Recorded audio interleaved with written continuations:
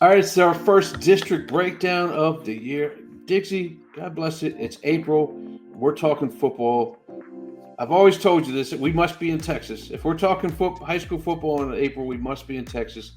And we're going to start things off this summer to get you guys prepared for the year coming up in 2025. We're going to start off with 3A.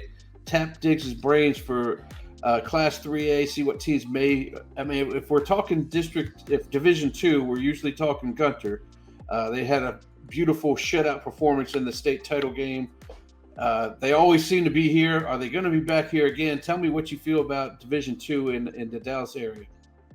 I'm excited, Ward. It is I think season 4 of the Campfire. It's 3 or 4, but it's definitely we're getting up there, Ward. And Yes. with after some intense contract negotiations, you can see the impact of those contract negotiations because we get a devoted 3A district breakdown, and I'm excited about it. And when we're talking about 3A, we got to talk about Gunter. But Ward, I feel like you can say this over and over, and we do this in our podcast quite a bit. I think I see it with Gunter. I think I see the end of the era with Gunter. I mean, they Okay. graduated so heavy, and I'm not saying they're not going to be a really good football team. I'm not even saying we may not see them in December at AT&T. But when you graduate 18 first team all district players, I think we're kind of at the penultimate area of where Gunter was at. The only remaining first teamer they've got back is Braden McDaniel, a good player, but I think Gunter's going to have to retool a little bit. And you know, with that non-district schedule that they've got playing Anna in non-district, I think Gunter's going to take some lumps this year. But in that District 7-3A, a team I'm looking forward to take a step forward is Bells. They got the offensive newcomer of the year. They got Jackson Brown, a really talented running back coming back. They got Easton Branham, the really talented quarterback coming back.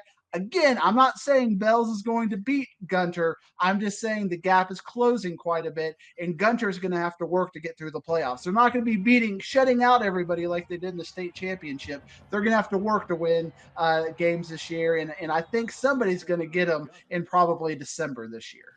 Yeah. To reiterate, he doesn't think that Gunter won't be playing 14, 15 games, but maybe not 16 this year. We don't know. We'll have to figure this out. We'll see how the playoff brackets come out and where they reside and see what kind of. It's all about matchups. You know that. Tell me It's more all about teams that. Canadian Gunter 11. You know, we got to look at Yes. Canadian Gunter 11 coming up. They always do seem to play. Who else do you like in 3A Division Two?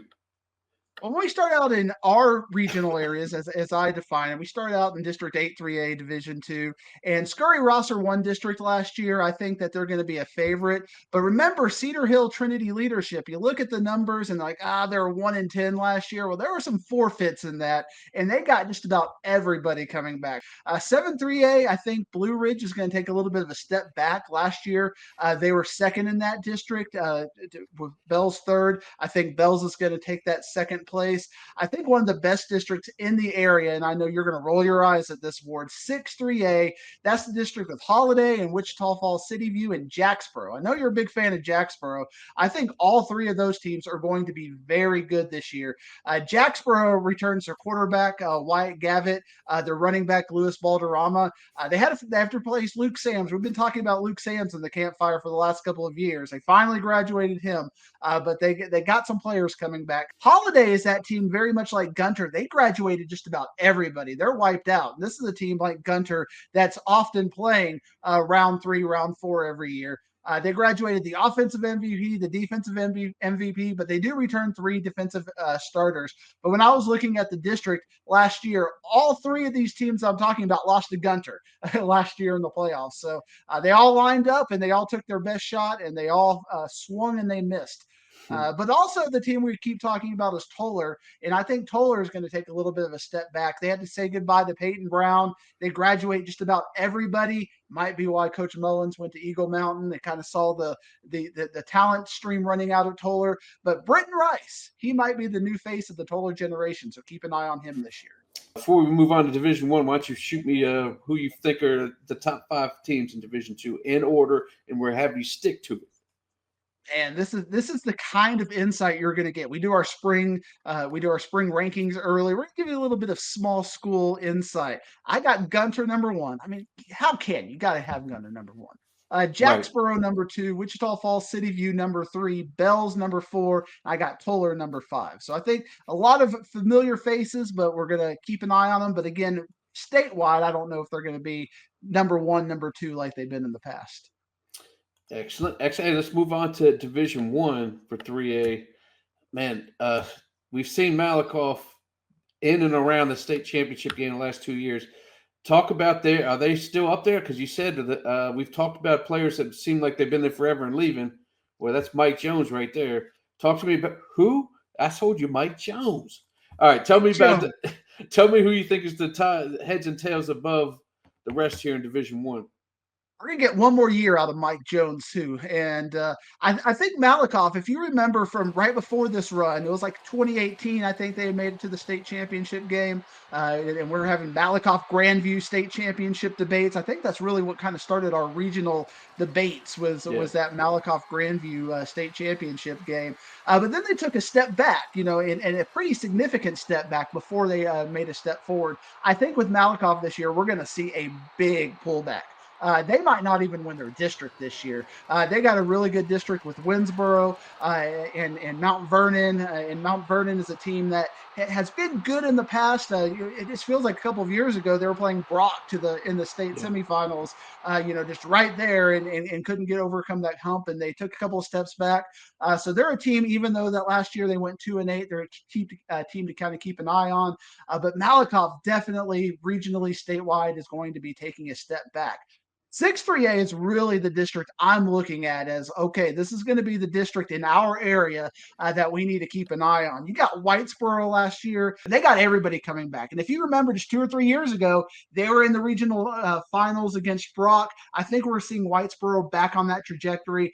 They got Cameron Howard, Braden Bomar coming back. Another, last year, you remember in our fantasy game, I kept looking at Live Oak Cliff. I kept getting those freshmen in there. They got all those players coming back, Ward. This is a talented team. If they can figure out the infrastructure, if they can get some offensive linemen in there to kind of support Cameron Phillips and Jatavian Smith-Adams and Demarion Mays, I mean, this is going to be a very talented team. And probably the upset of the year last year was Pilot Point beating Mexia in the playoffs. And they got Josh Chumley coming back and Garrett Evans. I'm really excited about 6-3A. Pottsboro's got everybody coming back. They got Caden Humphrey, Carson Nick, Xavier Brady. A really talented team, and that 5 is not making the playoffs in 6-3A. So I'm really excited about that district. Well, you mentioned earlier about the Grandview and Malakoff back in the day. Grandview's got Blue Edwards, not the basketball player. Matter of fact, I don't even know if his last name is Edwards because I'm thinking of Blue so much. Blue Hubbard, the offensive MVP, solid wide receiver and linebacker. I believe he's first team in both. What do they tell you? Is that the only guy they got, or what does that team tell you in 5-3A? 5-3A is going to have a lot of parity. Remember last year, this was a district that everybody beat everybody at some point except for Groesbeck. You had 5 teams that all had a chance to make the playoffs in the last week, and it ended up with Grandview, Mexia, Maypearl, and Whitney making the Final Four. Maypearl is going to take a big step back. So I think Grandview is the class of this district, but I don't even know if they're going to win the first playoff game. So that's kind of how, I feel like District 6 is very strong. Grandview, they really don't return much. So there's some question marks with Grandview this year. But the team I'm excited about, and we saw it in the state semifinals, Paradise should have beat Malakoff last year. I mean, they ran them to the end. They had a couple of injuries in the fourth quarter, which kind of derailed them. But they got their quarterback coming back, Aiden O'Lady. They got their running back coming back, Luke Brown. They've got 2 really good wide receivers in Logan Lampley and Lane Smith coming back. The whole linebacking core.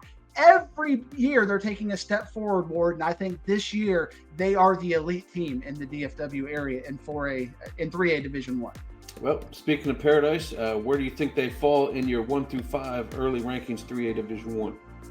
I've got Paradise number 1 in our area. I got Winsboro number 2, Malakoff dropping all the way to number 3. I've got Pottsboro number 4 and Whitesboro number 5. A lot of boroughs in our 3A Division 1.